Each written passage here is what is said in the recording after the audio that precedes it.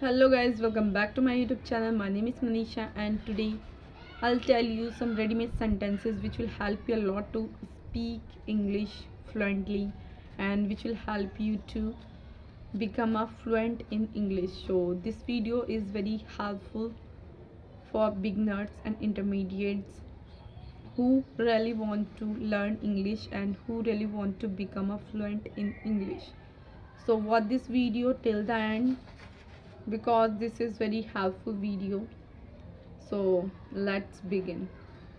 So first structure is want to का मतलब होता है जब हम कोई काम करना चाहते हैं तब हम want to का यूज़ करते हैं. फॉर एग्ज़ाम्पल मैं इंग्लिश सीखना चाहती हूँ, I want to learn English.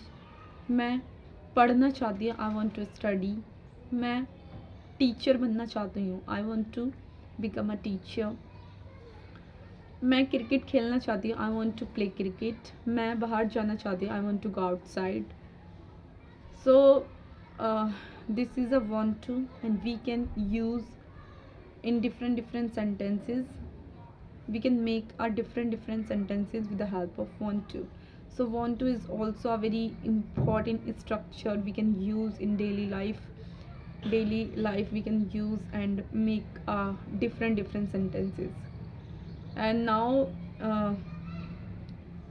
the second structure is need to का मतलब होता है हमें ज़रूरत है.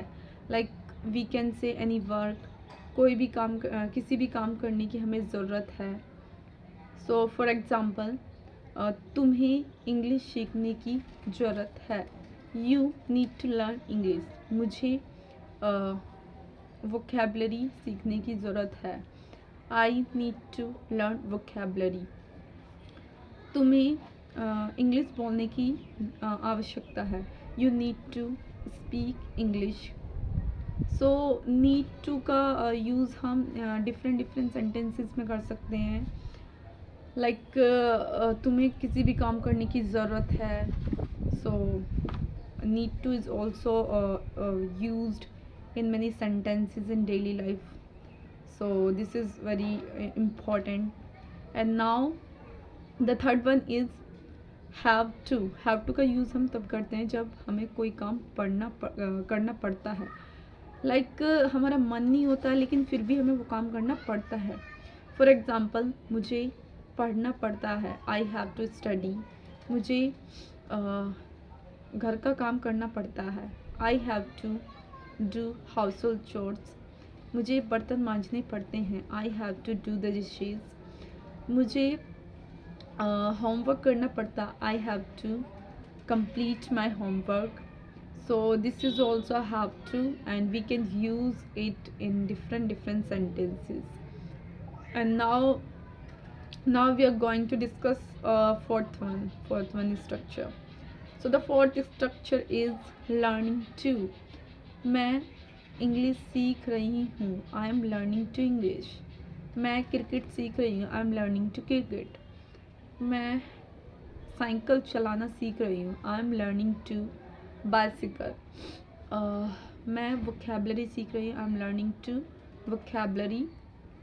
सो कोई भी काम हम सीख रहे हैं, so we can use learning to. I am learning to this, I am learning to that.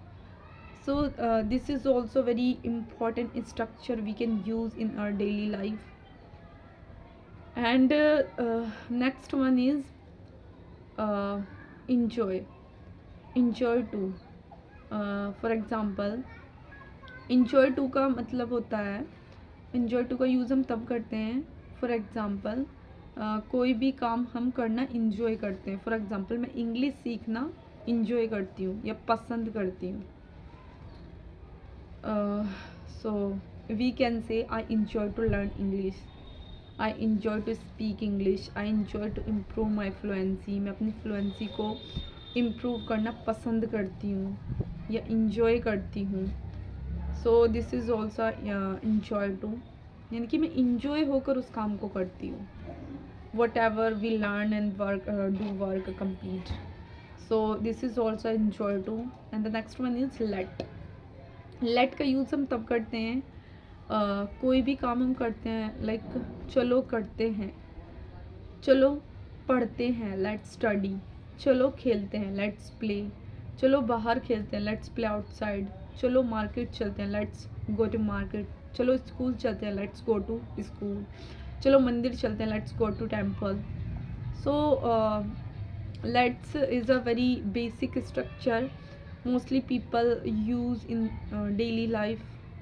So this is also a important structure in our conversation, so we can use.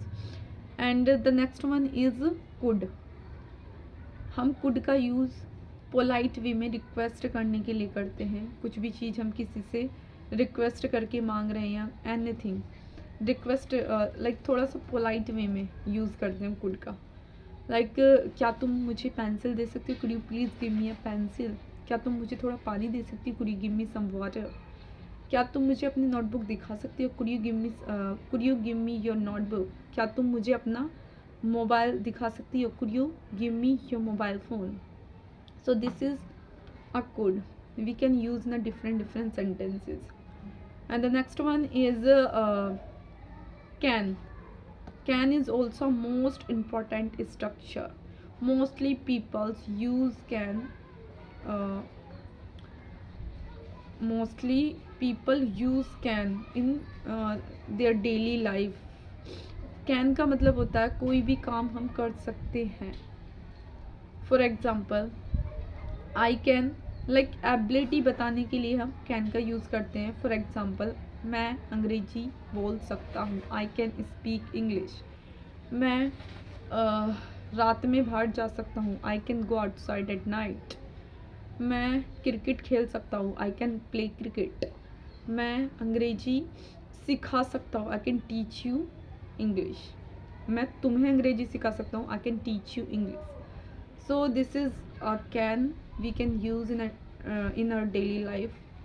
So guys, this video is very helpful for those person who really want to learn English and say without grammar can we learn English. So definitely, according to me, definitely you can speak English and you can become a fluent in English with the help of these structure.